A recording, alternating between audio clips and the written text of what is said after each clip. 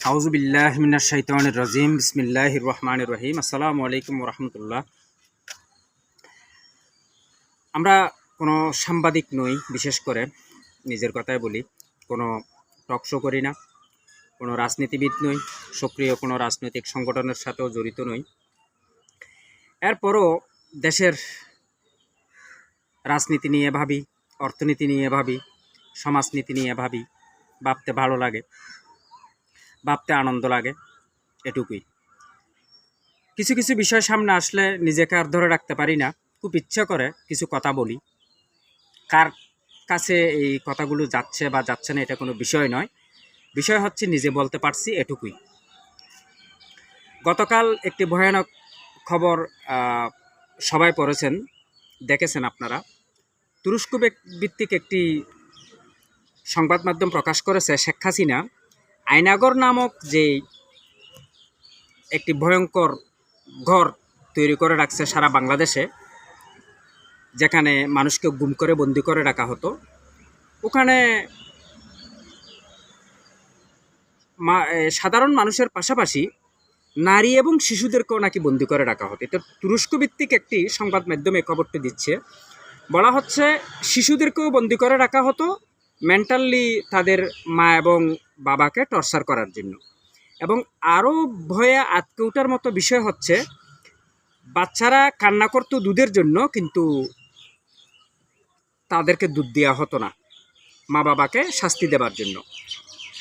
আসলে শেখ হাসিনা, শেখ মুজিব নামক কালপ্রিট বেয়াদবের কন্যা, এ হারামজাদি আসলে কি মানুষ? পৃথিবীর কোন নিকৃষ্ট গালিটি তাকে দেয়া যায়, কিংবা পৃথিবীর কোন নিকৃষ্ট শাস্তিটি তার জন্য নির্ধারণ করা যায়? হয়তো তার পর্যন্ত আমাদের এই কথাগুলো পৌঁছাবে না। ফেরাউন তো ফেরাউনই, বদমাইশ। সে এখন মুদির কোলে বসে মদ গিলতেছে, সিগারেট খাচ্ছে, এই বদমাইশ। কিন্তু এরপরও তাদের কিছু অনুসারী আছে, আমাদের আশেপাশে আছে, এখনও আওয়ামী লীগ নিয়ে চিন্তা করে, এখনও ছাত্রলীগ নিয়ে চিন্তা করে, যুবলীগ নিয়ে চিন্তা করে, অর্থাৎ শেখ হাসিনার আওয়ামী লীগ নিয়ে চিন্তা করে। করুণা হয় তাদের জন্য। আমার খুব জানতে ইচ্ছা করে এগুলোর আসলে জন্মের ঠিক আছে কিনা। আমার আশেপাশের আওয়ামী লীগের কথা বলছি। আমি ব্যক্তিগতভাবে 2007 সাল থেকে আওয়ামী লীগের কোনো মানুষ মারা গেলে, এমনকি আমার আত্মীয় হলেও আমি জানাজা পড়ি না। ব্যক্তিগতভাবে খুব ঘৃণা করি আওয়ামী লীগ, কুত্তা, প্রথম আলো, এগুলো তখন থেকেও ঘৃণা করতাম। আজ সেই ঘৃণিত বস্তুগুলো সত্যিই যে সমাজের একটি ঘৃণিত উপাদান, সেটি প্রমাণ হয়ে গেছে।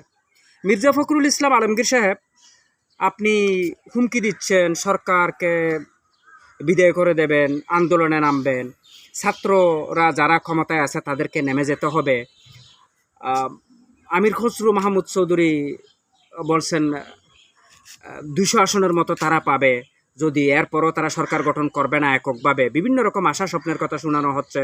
আবার এই সরকারের বিরুদ্ধে কথা বলছেন, জাতীয়তাবাদী ঐক্যের মধ্যে একটা ফাটলের মতো কথা বলতেছেন আপনারা।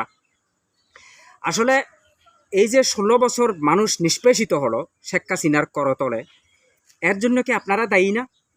2001 সালে আপনাদেরকে ব্রুট মেজরিটি আমরা দিই নাই? কী করতে পারছেন বাংলাদেশের জন্য? কি করছিলেন আপনারা? আজকে যে বাংলাদেশের ছাত্র জনতা 1,500-এর মতো মানুষ মারা গেল, এর জন্য কি আপনারা দায়ী না? 16 বছর শুধুমাত্র ঈদের পর, কোরবানের পর, পূজার পর, ঈদের পর, কোরবানের পর আপনি আন্দোলন করবেন বলি এখন ছাত্র জনতার উপর ভর করে এখন আপনি ক্ষমতার স্বপ্ন দেখতেছেন, তাই না? এটি হবে না, এটি কখনো হবে না। আপনাদের কারণে বাংলাদেশের মানুষ বেশি ভোগান্তিতে পড়েছে। আপনারা নেতৃত্ব দিতে পারেন নাই। এখন ছাত্র জনতা, ছাত্ররা বিশেষ করে নেতৃত্ব দিয়েছে, বাস আপনারা এখন ক্ষমতার স্বপ্ন দেখছেন। কি করেছেন আপনারা?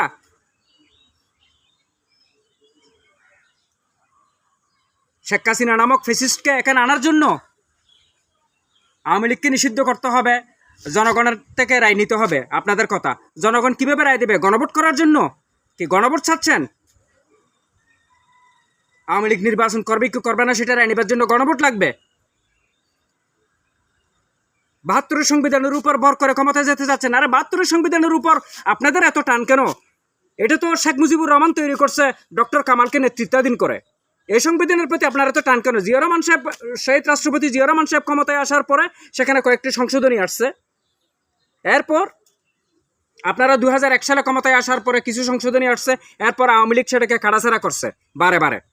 এই সংবিধানের প্রতি আপনাদের এত মায়া কিসের? 1971 সালের মুক্তিযুদ্ধের উপর ভর করে আপনারা ক্ষমতায় আসতে চাচ্ছেন। আর 71 সালের মুক্তিযুদ্ধ রাখেন আপনি, যে 71 সালের মুক্তিযুদ্ধকে ভারত বলে যে সেটা আমাদের যুদ্ধ, সেটার উপর ভর করে ক্ষমতায় আসতেন। যদি 16 ডিসেম্বর ভারত স্বাধীনতা দিবস পালন করে, বিজয় দিবস পালন করে, তাহলে বাংলাদেশের বিজয় দিবসের আর অর্থ কি? বিভ্রান্তিকর, পুরো বিভ্রান্তিকর অবস্থা এটা। আমরা এটা নিয়ে ভাবতেও চাই না। 71 সালে আমাদেরকে পাকিস্তান অর্থনৈতিকভাবে শোষণ করছে, এটুকুই। শেখ মুজিবুর রহমান নিজেও বাংলাদেশের স্বাধীনতা চায় নাই, কারণ সে জানতো ভৌগোলিকভাবে এই দেশটি বিচ্ছিন্ন হয়ে গেলে এটা ভারতের গোলাম হয়ে যাবে।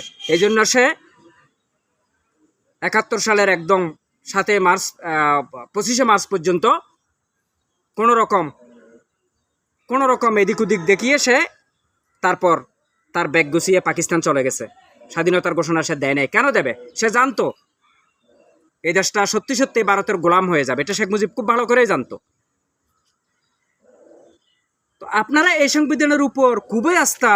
ওই সংবিধানে কি মুক্তিযুদ্ধের কি শহীদ রাষ্ট্রপতি জিয়া রহমান স্বাধীনতার ঘোষণা দিয়েছে, সেরকম একটা কোনো কিছুর উপর আপনাদের দাঁড়িয়ে রাজনীতি করতে হবে? সেজন্য বাস্তবতাটাকে মেনে নিন। 1971 সালে পাকিস্তানের বিরুদ্ধে যুদ্ধ হয়েছিল, পাকিস্তান বিদায় হয়ে গেছে। আর 2024 জুলাই মাসে 5ই আগস্ট ভারতের বিরুদ্ধে যুদ্ধ হয়েছে, ভারত বিদায় হয়ে গেছে। এখানে আওয়ামী লীগের বিরুদ্ধে কিংবা হাসিনার বিরুদ্ধে যুদ্ধ হয় নাই, যুদ্ধ হয়েছে ভারতের বিরুদ্ধে। আমাদের স্বাধীনতা দিবস, বিজয় দিবস 5ই আগস্ট, এটাও আমাদের বিজয়। 71 সালের 16 ডিসেম্বর এটাও বিজয়, এটাও আমাদের বিজয়। আমাদের তরুণ সমাজকে বিভ্রান্ত করা যাবে না। আবার আসি শেখ হাসিনার কথায়। শেখ হাসিনা যে নরপিশাচ, একটা বাচ্চাকে সে আয়নাঘরে বন্দি করে রাখছে, মায়ের দুধ খেতে দেয় নাই। কি বলা যায়? এরপরও যারা আওয়ামী লীগের কথা বলে, আওয়ামী লীগকে নিয়ে স্বপ্ন দেখে, কিংবা আশেপাশে যারা আওয়ামী লীগ বলে, নিজেকে আওয়ামী লীগ হিসেবে প্রকাশ করতে চায়, তাদেরকে কি বলা যায়? তাদের জন্মের ঠিক আছে? তাদের মা বাপ থেকে জিজ্ঞেস করা উচিত তাদেরকে কে জন্ম দিছে। তাদেরকে তার মা বাপ জন্ম দিছে না কুত্তা জন্ম দিছে? এদেরকে আওয়ামী লীগের স্বপ্ন আর এখানে দেখা হবে না। বিএনপিকে তরুণ সমাজের কাছে পরাজয় বরণ করতে হবে, পরাজয় মেনে নিতে হবে। আপনাদেরকে বারবার ক্ষমতা দিয়েছি, কিন্তু আপনারা জাতীয়তাবাদ ভালো করে বাংলাদেশে প্রতিষ্ঠিত করতে পারেননি। আজ কেন কথা উঠবে সংবিধানের মধ্যে বাংলাদেশে জাতীয়তাবাদ প্রতিষ্ঠা করার জন্য? এতদিন আপনারা কি করেছেন? শহীদ রাষ্ট্রপতি জিয়া রহমান আমাদেরকে বাংলাদেশের জাতীয়তাবাদের যে তত্ত্ব দিয়েছে, সেই তত্ত্ব আপনারা কেন প্রতিষ্ঠা করতে পারেন নাই? ভারতের দালালি করার জন্য, ক্ষমতার জন্য? কখনো হবে না। আসসালামু আলাইকুম ওয়া রাহমাতুল্লাহ।